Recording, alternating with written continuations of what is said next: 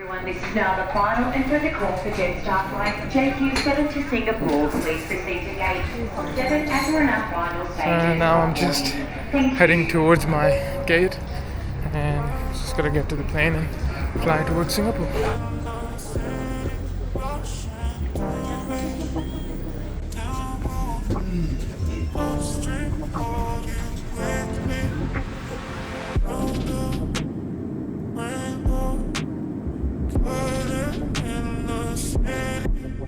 Hello everyone, I've just landed at Singapore airport and I don't even know what I'm gonna do here. So let's find out.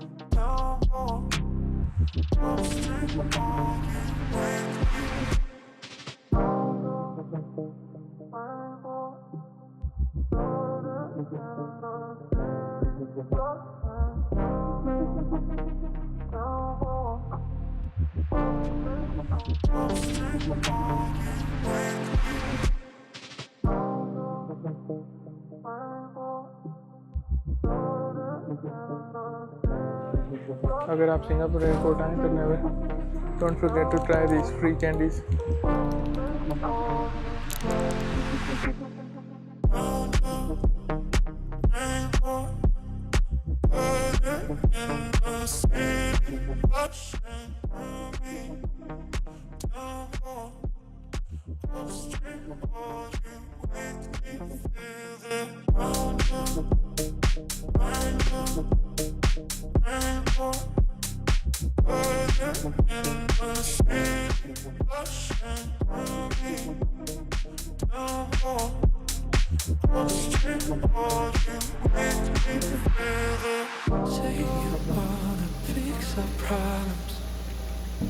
How long should I be waiting?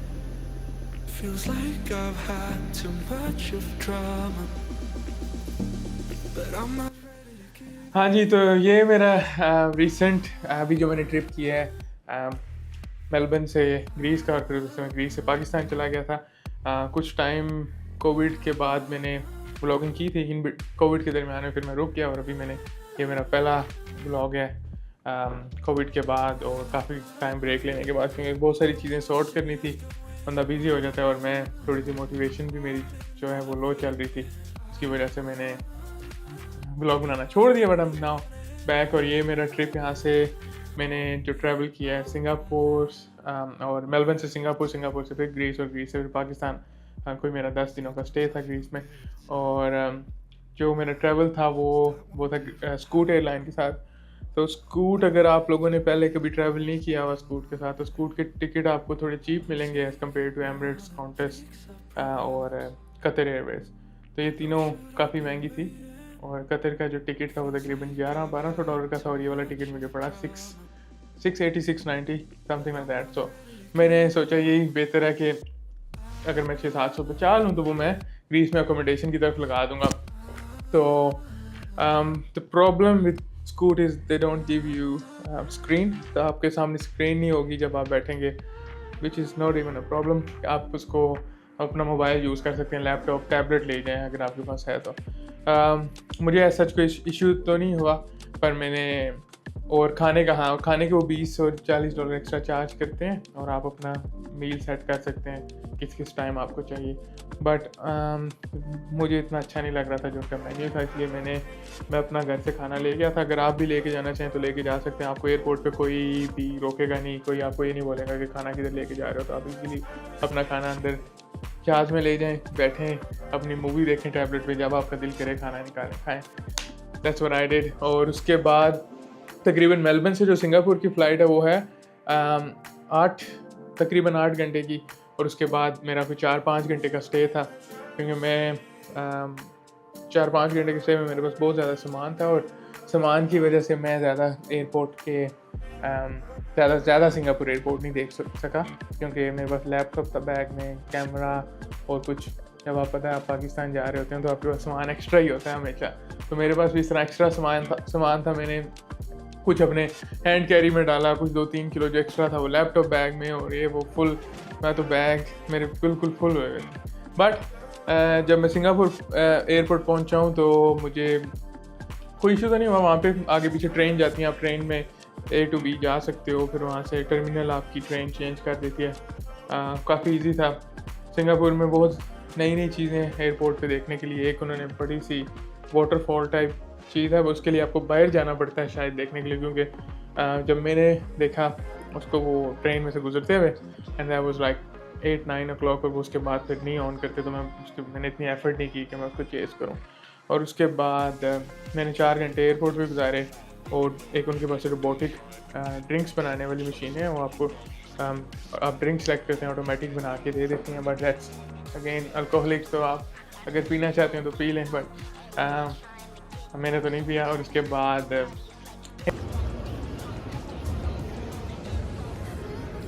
This coffee shop looks very flashy, very fancy. Airport देखा, उसके बाद मैंने अपना जो Singapore airport पे, मैं किसी भी एयरपोर्ट पे जाऊँ तो मेरा दिल करता है कि मैं कुछ खा लूँ, कुछ भी अच्छा। बर्गर, मोस्टली मैं बर्गर ट्राई करता हूँ। तो मैं चला गया एक फास्ट फूड चेन थी, उसका नाम था पोपाइस। वहाँ से मैंने जाके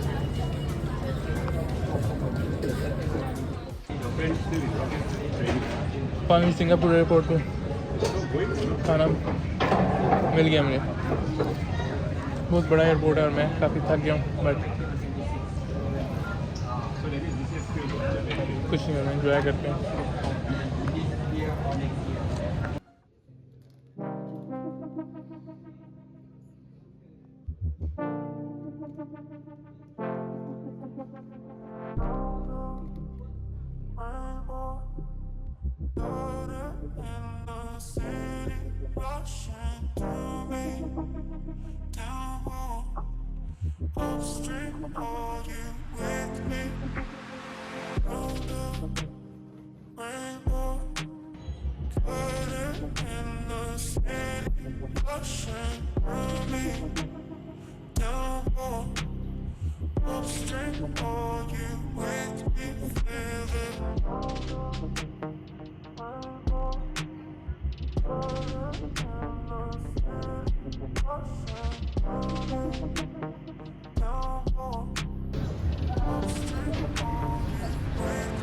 Yeah, they were selling some meat.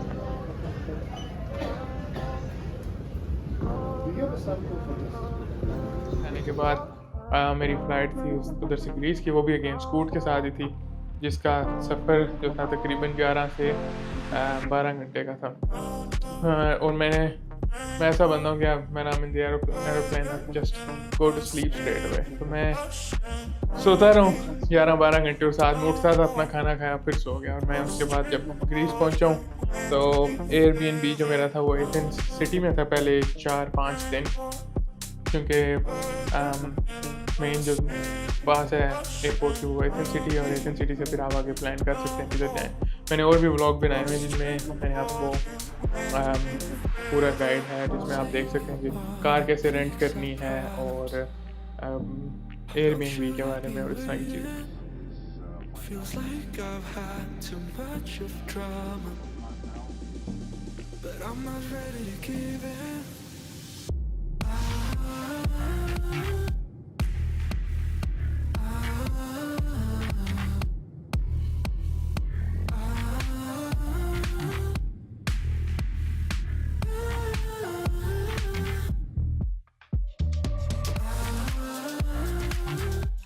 See us going on and off again. Baby, all I really want is only on from that. Every time I see a glimpse of your good side, I start wondering how I could make it last a little longer. Say you wanna be face our problems. How long should I अभी हम तो भाई Greece में land किया है, बस बहुत थकावट हुई हुई है, आगे रेस्ट करने का टाइम आ गया। एनीवेज ये तो मेरा पहली वीडियो है जिस पे मैं यहाँ से मेलबर्न से पहुँचा हूँ ग्रीस। और आप जब ग्रीस एयरपोर्ट से आप बाहर निकलेंगे तो आपको एक राइट साइड पे बूथ मिलेगा, वहाँ पे एक बंदा बस की टिकट बेच रहा होता है। तो मैंने तो पहले बस का टिकट ही लिया था। तो जो बस का टिकट था वो मुझे 5-6 यूरो का पड़ा, कुछ 7 यूरो का, note I don't remember it right now, काफ़ी टाइम हो गया। मैं अभी लेज़ी था, वीडियो एडिट नहीं की मैंने और मैं चीज़ें भूल रहा था, तो मैं थॉट के फिनिश इट तो आपको नई चीज़ें दिखा सकें। तो जब आप बस का टिकट लें तो make sure you check the change. वहाँ पे अगर आपको वो चेंज देते हैं तो 50-60 सेंट कम देते हैं, because that guy on that bus stand जो पैसे लेता है टिकट आपको देता है वो 50-50 सेंट हर एक कस्टमर से रखने की कोशिश करता है। At the end of the day अगर 100 कस्टमर उसके पास आते हैं तो वो 50 यूरो बना लेता है, और 50 euro is like 100 Australian dollars. तो पे के साथ साथ वो एक्स्ट्रा इनकम भी जनरेट कर रहा था। ये सेम इशू मेरे साथ भी हुआ और मेरी वाइफ के साथ। 50 सेंट्स बड़ी चीज़ नहीं है, बट आपको still you should see what's happening when you go to any other country, just be aware of what's going on। और उसके बाद मैंने बस लेके मैं गया आगे। मैंने तो मेन एथेंस सिटी ही जाना था, उसके बाद मैंने एयरबीएनबी भी बट